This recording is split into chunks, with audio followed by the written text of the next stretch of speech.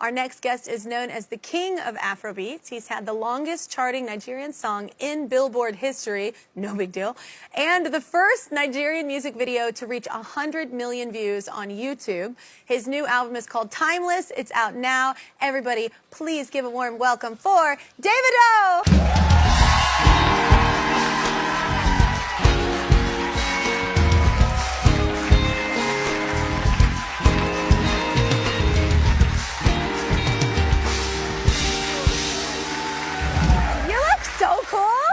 Thank you. You was out here looking so cool in pink. Yes. I must say this. I grew up watching you, and yeah, my older sister was the biggest Kelly Clarkson. Oh my God! Well, she has better taste than so you. So I'm just kidding. So I'm honored to be here. You know, it's a dream come true. You know, all the way from Africa to, be here with all you guys. It's no, cool. thank you as well. Thank you for coming. Okay, so I love this story. Yeah. Your dad was very upset with you that you left school, right? Because you wanted to produce. You wanted to. My family. I come from a big family that's really big on education.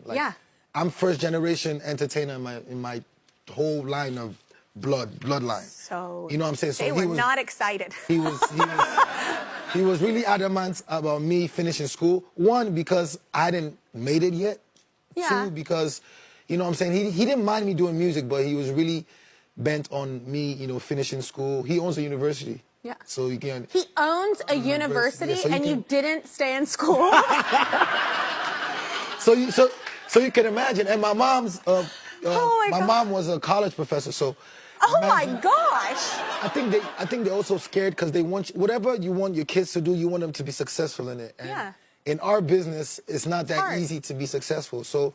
We kind of made a deal where I go to school like 2 weeks out of the month, and the other 2 weeks I can be in the studio and then do what I want.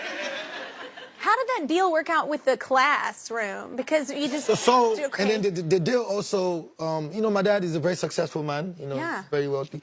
So I was like, you gonna give me some bread for my music? I love you so much. You were like, you set me up, I will do this. Yeah, so that was really the deal. But the thing is that my music was always good, you know what I'm saying? And he knew that. So the more I was going away for 2 weeks, doing the music, dropping videos, my music was getting bigger.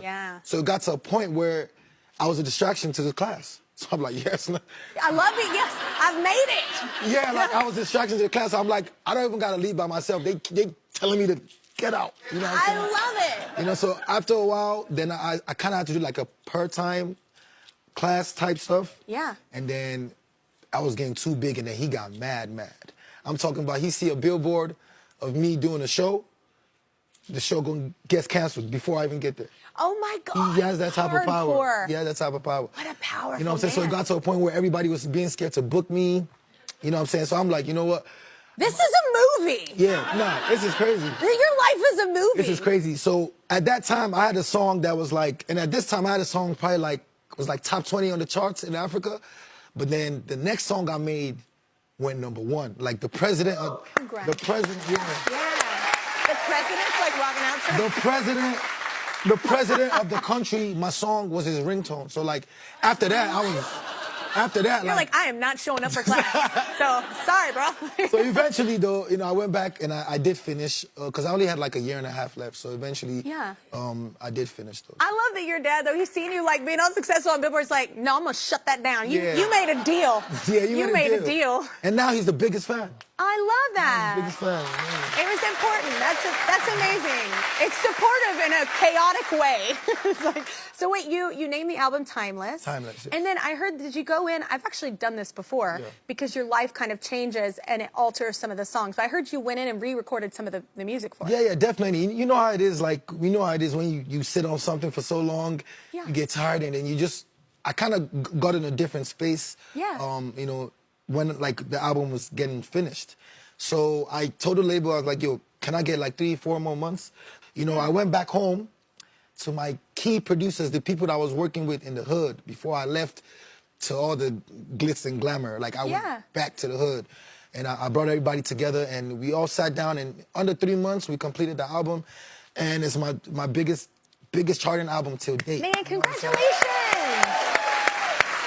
That's so awesome. I love the kind harkening back to like your crew. Yeah. When you first were inspired and you first were like, there's nothing like that high, you know, whenever you're first getting started. I love that. Of course, and you know, with our music, of course, there's a lot of like Afrofusion. Of course, we get inspired by people like you, people over here, rappers, R&B. Inspired by everything. R&B's life, yeah. But with this record, I really wanted to take it back home, and it's Yeah. being respected worldwide. You know what I'm saying? That's just amazing. Yeah. Oh my gosh, everybody, let's do a quick commercial break. David O's new album is called Timeless. It's out now. It's incredible. You got to check it out.